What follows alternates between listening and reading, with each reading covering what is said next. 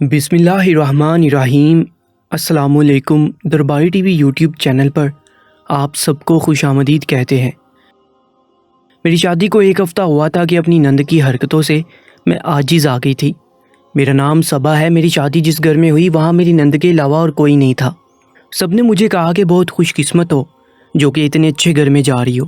یہاں پر نہ تو کوئی ساس ہے، نہ ہی جٹھانی، نہ دیورانی، بس ایک دبلی پتلی سی نند ہے، اس کو تم آرام سے قابو کر سکتی ہو۔ میں بھی ایک نارمل عورت تھی، میں بھی یہی چاہتی تھی کہ اگر ساس اچھی ہو تو ٹھیک ہے، نہیں تو نہ ہی ہو تو بہتر ہے۔ اور دیورانی جٹھانی کس کو اچھی لگتی ہیں؟ ان سب کی تو اپنی زندگی ہوتی ہے۔ ویسے تو نند بھی کسی کو اچھی نہیں لگتی، پر چلو میں تب تک اس کے ساتھ اچھی رہتی جب تک وہ میرے ساتھ کوئی برائی نہیں کرتی۔ کوئی بھی اپنے گھر سے یہ سوچ کر نہیں جاتا ہے کہ میں نے جا کر لڑائیاں کرنی ہیں۔ یہ تو رویے ہوتے ہیں جو انسان کو مجبور کرتے ہیں۔ مجھے بھی میری نند کے رویے نے مجبور کیا تھا، بلکہ اس کو رویہ نہیں، اس کی عادت کہنا چاہیے۔ اسے عجیب و غریب قسم کی حرکتیں کرنے کی عادت تھی۔ شادی کے اگلے دن ہی اس نے مجھے عجیب بات کر دی۔ اس نے کہا کہ آپ کے بیڈ کی چادر اور گدا دھونا پڑے گا۔ میں نے کہا کہ ابھی گھر میں مہمان بیٹھے ہیں، تم یہ سب کیا کرنے لگی ہو؟ لوگ کیا کہیں گے؟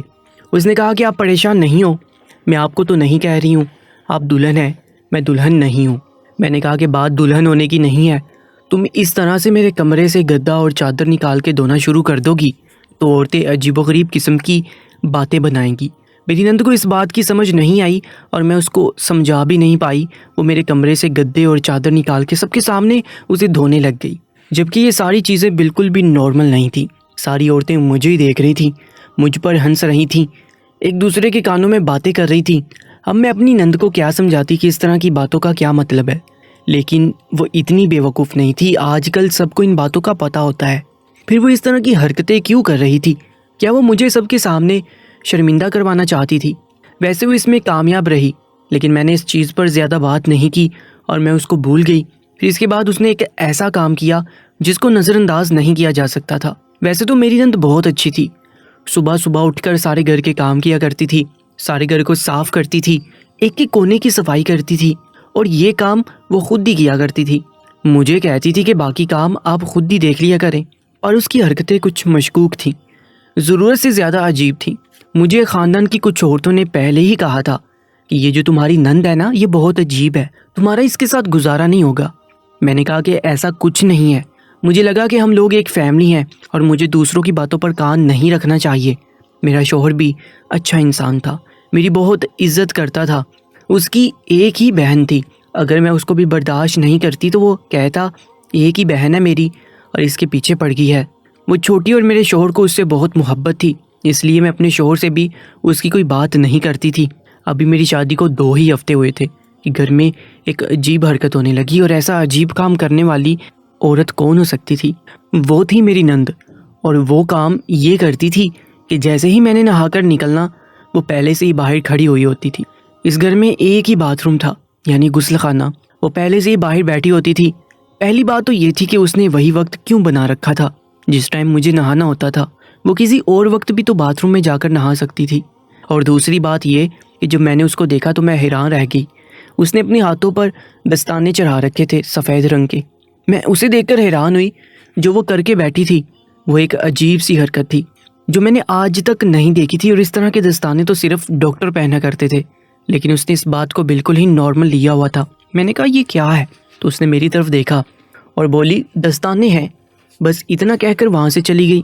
یہ تو مجھے بھی پتا تھا کہ دستانے ہیں، لیکن وہ باتھ روم میں جانے سے پہلے دستانے کیوں پہن کر جا رہی تھی؟ اس نے مجھے کہا کہ میں نہانے جا رہی ہوں، آپ کھانا بنا لیجیے گا، اور وہ نہانے چلی گئی۔ میری نند نے نہانے میں 2 گھنٹے لگائے۔ 2 گھنٹے کہنے میں آسان لگتے ہیں، لیکن نہاتے ہوئے کوئی بھی اتنا وقت نہیں لگاتا۔ 2 گھنٹے بعد واپس آئی تو نارمل لگ رہی تھی، ایسا بھی کچھ نہیں تھا کہ ساتھ باتھ روم بھی دھو رہی ہو۔ پتہ نہیں اس کی حرکتیں واقعی اتنی عجیب کیوں تھیں۔ خاندان کی عورتوں نے تو مجھے پہلے ہی کہا تھا یہ لڑکی بہت عجیب ہے۔ ایک دن رات کو میں اپنے کمرے میں بیٹھی تھی کہ میرا شوہر دیر سے آیا کرتا تھا۔ ویسے اس گھر میں بہت بے سکونی تھی، عجیب سناٹا تھا۔ نند اپنے کمرے میں بیٹھ جاتی تھی، میں اپنے کمرے میں۔ شوہر صبح کا جاتا، شام کو آتا، کاموں میں آدھا دن گزر جاتا تھا، لیکن انسان پورا دن بھی تو کام نہیں کر سکتا، اور فون پر بھی کتنی دیر بیٹھ سکتا ہے؟ مجھے تو عجیب سی بے چینی ہوتی تھی۔ شوہر سے کہا تو وہ کہنے لگا کہ تم عورتیں تو کہیں بھی خوش نہیں ہوتی ہو، اگر جوائنٹ فیملی میں شادی ہو جائے تو کہتی ہیں کہ اتنے سارے لوگ ہیں، ہم ان کے کھانے پکائیں کہ آرام کریں، ان کی باتوں سے ہمارے سر میں درد ہوتا ہے، ہماری کوئی پرائیویسی نہیں ہے۔ اگر الگ گھر میں شادی ہو جائے تو کہتی ہیں یہاں پر بے سکونی بہت ہے، ہم بور ہو رہے ہیں، ہم مرد جائیں تو کہاں جائیں۔ اپنے شوہر کی اس بات پر میں ہنس دی تھی۔ میرا شوہر شاید آ گیا تھا، اس کی موٹر سائیکل کی آواز آئی تھی لیکن وہ اوپر نہیں آیا تھا، یہاں تک کہ 10 منٹ گزر گئے اور تھوڑی دیر بعد مجھے میرے شوہر کی آواز آئی۔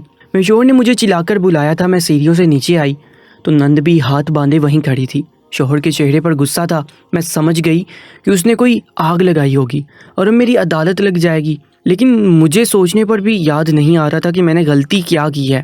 میرے شوہر نے کہا کہ یہ کیوں رو رہی ہے، کیا کہا ہے تم نے اس کو؟ میں نے کہا کہ مجھے کیا پتا کیوں رو رہی ہے، آپ ہی پوچھ لیں۔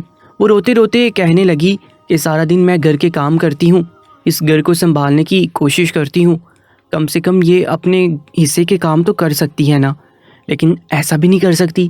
اگر اسے بات کرتی تو لڑائی بن جاتی۔ میں نے کہا کہ کون سا کام میں نے نہیں کیا؟ تم نے کھانا پکانے کو اور کچن صاف کرنے کو کہا تھا، وہ بھی صاف کر دیا، اب اور کیا چاہتی ہو؟ تو کہنے لگی کہ اس نے کچن صاف نہیں کیا، جبکہ یہ بالکل جھوٹ تھا۔ میں نے اپنے شوہر کی طرف دیکھا، میں نے کہا کہ میں نے کچن صاف کر دیا تھا، اپنے حصے کے سارے کام کر لیے تھے۔ میرے شوہر نے کہا کہ بحث نہیں کرو، جا کے کام کرو، مجھے گھر میں لڑائی نہیں چاہیے، صرف 2 عورتیں ہو اس گھر میں، اگر پھر بھی اس گھر کا ماحول خراب ہوا تو میں تم دونوں کے ساتھ سختی سے پیش آؤں گا۔ میں تھکا ہارا اس لیے آتا ہوں تم لوگوں کی لڑائیاں سنوں۔ میں سیدھی وہاں سے کچن میں چلی گئی اور جب سامنے دیکھا تو قدموں تلے سے زمین نکل گئی، کیونکہ کچن تو بالکل صاف تھا۔ میرے گلے سے آواز نکلتے نکلتے رہ گئی۔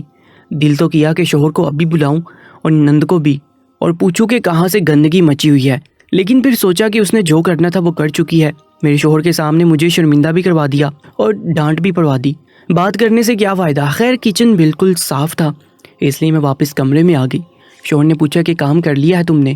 تو میں نے کہا کہ ہاں کر لیا ہے، لیکن اس کے بعد میں یہ سوچنے لگی کہ میری نند ایسا کیوں کر رہی ہے، لگتا ہے مجھ پر قابو پانے کی کوشش کر رہی ہے، وہ چاہتی ہے کہ میں اس کے سامنے آواز نہ اٹھا سکوں، لیکن ایسا میں کسی بھی قیمت پر ہونے نہیں دے سکتی تھی، کیونکہ یہ گھر میرا تھا۔ میں نے اپنے شوہر سے کہا تھا کہ اس کی شادی کیوں نہیں کرتے، تو میرے شوہر نے کہا یہ کہتی ہے میں نے شادی نہیں کرنی ہے۔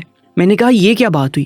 وہ کہتی ہے اور آپ مان لیتے ہیں، اس کی شادی نہیں کریں گے تو لوگ ہمارے بارے میں باتیں کریں گے کہ بھائی اور بھابھی نے اسے نوکرانی بنا کے رکھا ہے، اس کی شادی نہیں کر رہے ہیں۔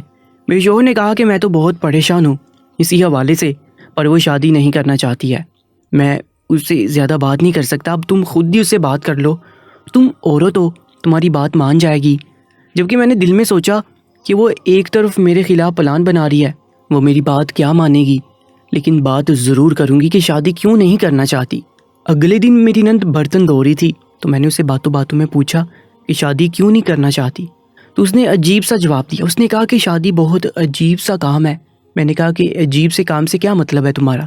کہنے لگی کہ شادی میرے لیے نہیں بنی ہے، میں شادی نہیں کروں گی، مجھے شادی کے بعد کی روٹین نہیں پسند ہے۔ نند سے بات کرتے ہوئے میں نے دھیان ہی نہیں دیا تھا کہ وہ برتنوں کو کچھ زیادہ ہی صاف کر رہی تھی، ایک برتن کو 2 دفعہ دھو رہی تھی۔